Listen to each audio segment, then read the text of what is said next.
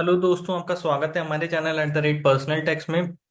आज की वीडियो में हम एनपीएस वर्सेस ईपीएफ इसको कंपैरिजन करेंगे न्यू रिजीम में कि भाई कितना इसमें टैक्स सेविंग है, कितना आपका retirement planning point of view से किस स्कीम में क्या फायदे हैं, क्या नुकसान है। हम इसके हर एक पहलू को छुएंगे, विड्रॉल से लेकर के टैक्स सेविंग से लेकर के पेंशन कितनी आएगी, रिटर्न्स कैसी होंगी। हर एक पहलू हम इस वीडियो में छुएंगे। तो चलिए वीडियो को शुरू करते हैं। सबसे पहले तो भाई रिटायरमेंट प्लानिंग, जैसा कि आप जानते ही हैं भाई, एक बहुत ही इम्पोर्टेंट हिस्सा है लाइफ का। क्योंकि भाई आप अगर 30 साल 35 साल नौकरी करते हैं, उसके बाद अब जब आप रिटायर होने के लिए जाते हैं तो आप ये चाहेंगे कि भाई उस समय हम पीस ऑफ माइंड हमें हो, हमारे लिए मतलब हमें फाइनेंशियली कुछ भी सोचने की जरूरत ना पड़े। तो इंडिया में अगर देखा जाए तो इस समय दो जो अच्छे ऑप्शंस हैं रिटायरमेंट प्लानिंग के लिए वो हैं ईपीएफ और एनपीएस। तो दोनों ही ईपीएफ और एनपीएस के अलग अलग टैक्स एडवांटेजेस हैं, अलग अलग टैक्स बेनिफिट्स हैं, अलग अलग रिटर्न है, अलग अलग पेंशन है। तो समझते हैं क्या डिफरेंस है दोनों में। तो एनपीएस क्या है? ये एक वॉलेंटरी रिटायरमेंट सेविंग स्कीम है जिसको पीएफआरडीए यानी कि pension fund regulatory development authority regulate करता है। EP NPS market link return देता है। और इसका मतलब जो फीचर है वो ये है कि भाई इसमें जब आप रिटायर होंगे तो आपको मैंडेटरली एक एन्युटी परचेज करनी है। ईपीएफ एक मैंडेटरी रिटायरमेंट सेविंग स्कीम है जो कि ईपीएफओ मैनेज करता है। ये गारंटीड रिटर्न्स ऑफर करता है और साथ के साथ आप रिटायरमेंट पर पूरा पैसा विड्रॉ कर सकते हैं। एन्युटी बनाने की कोई जरूरत नहीं है। एम्प्लॉयर एंड एम्प्लॉय कंट्रीब्यूशन, ये एम्प्लॉयर एंड एम्प्लॉय कंट्रीब्यूशन है।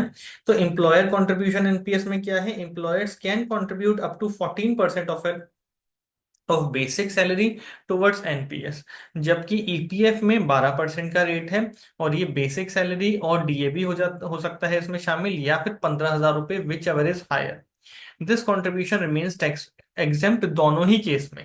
यानी कि एम्प्लॉयर का कंट्रीब्यूशन जो है वो एनपीएस का एज वेल एज ईपीएफ का, दोनों पे ही टैक्स नहीं लगने वाला।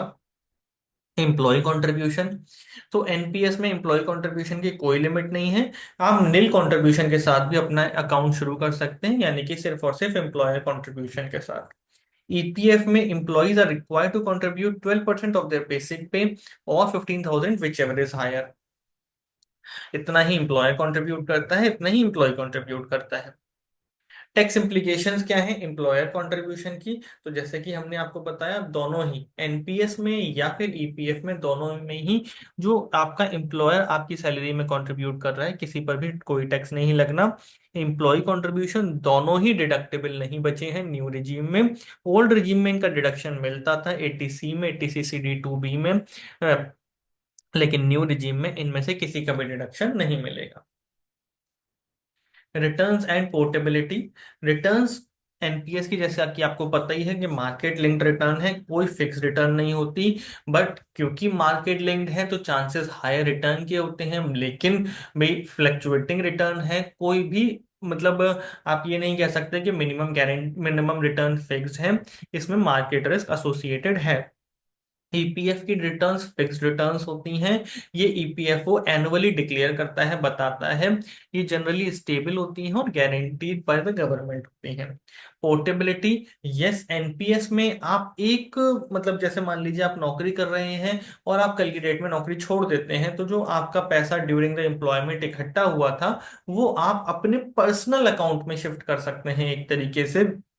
यानी कि आफ्टर योर जॉब, अगर आप सेल्फ एम्प्लॉयड होना चाहते हैं, बिजनेस करना चाहते हैं, तो वो आईएसएस 1 के थ्रू आप शिफ्ट कर सकते हैं। इंटर सेक्टर शिफ्टिंग बोलते हैं उसे। ईपीएफ में ऐसी कोई पोर्टेबिलिटी अलाउड नहीं है। अगर आप नौकरी छोड़ देते हैं तो आपको उसका पैसा विड्रॉ ही करना पड़ेगा। उसको ऐसा नहीं रख सकते कि सेल्फ कंट्रीब्यूशन मोड पर आप ले जाएं। विड्रॉल रूल्स क्या है? हमने इसको दो पार्ट में तोड़ा। ड्यूरिंग एम्प्लॉयमेंट विड्रॉल रूल्स क्या है, आफ्टर रिटायरमेंट क्या है। Employees can withdraw up to 25% of the contribution at any time, up to 3 times, for specific purpose such as medical treatment, education, or purchasing a house. In topics पर हमने separate videos बनाई हैं, detailed videos बनाई हैं। NPS से आप कब पैसा विड्रॉ कर सकते हैं, कितना कर सकते हैं, किस सिचुएशन में कर सकते हैं। Same is the case with EPF. कितना पैसा कब विड्रॉ कर सकते हैं, क्या सर्विस कंडीशन चाहिए, वो आप वीडियो हमारे लिंक बटन आई बटन में हम देंगे, डिस्क्रिप्शन में देंगे, आप वो वीडियोस को जरूर देखिए। After retirement, upon retirement 60% of the NPS corpus can be withdrawn tax free, while the remaining 40% must be used to purchase annuity और पेंशन। जबकि ईपीएफ में आप सारा का सारा पैसा, 100% पैसा रिटायरमेंट पर निकाल सकते हैं और ये फुल्ली टैक्स फ्री होता है। पेंशन बेनिफिट्स, तो एनपीएस में पेंशन कितनी बनेगी, जितना ज्यादा आपका फंड उतनी ज्यादा आपकी पेंशन। यहाँ पर आपकी पेंशन का अमाउंट सीधा का सीधा आपके फंड अमाउंट से लिंक्ड है। जितना ज्यादा फंड होगा उसकी उतनी ही ज्यादा एन्युटी बनेगी और उतना ही ज्यादा उसकी पेंशन बनेगी। ईपीएफ में पेंशन की लिमिट है 7,500 रुपये per month under EPS, employee pension scheme, which is a part of EPF. अब टैक्स सेविंग क्या है भाई, अगर मान लीजिए हमने यहाँ पर अज्यूम किया है कि आपका सीटीसी 24 लाख है और बेसिक सैलरी 50,000 है, और एम्प्लॉय दोनों चीज के लिए ऑप्ट करता है, ईपीएफ एंड एनपीएस।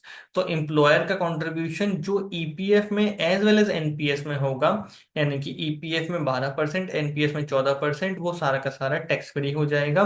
तो वो फर्स्ट केस में होता है 1.56 लाख। तो इसके हिसाब से 24 लाख की सीटीसी पर आपके 6.5% की सीटीसी टैक्स फ्री हो जाएगी। अगर आप सिर्फ और सिर्फ एनपीएस ऑप्ट करते हैं तो 7,000 rupees per month tax free हो जाएगा, यानी कि 84,000 rupees tax free, 3.5% of salary is tax free. Which one is better for you, तो इसका कोई स्ट्रेट अभी आंसर नहीं है कौन सा आपके लिए बेटर है भाई। ये आपके रिस्क एपेटाइट पर, आपके फाइनेंशियल गोल्स पर, या आपकी रिटायरमेंट प्लानिंग पर डिपेंड करता है कि आपके लिए कौन सा अच्छा है।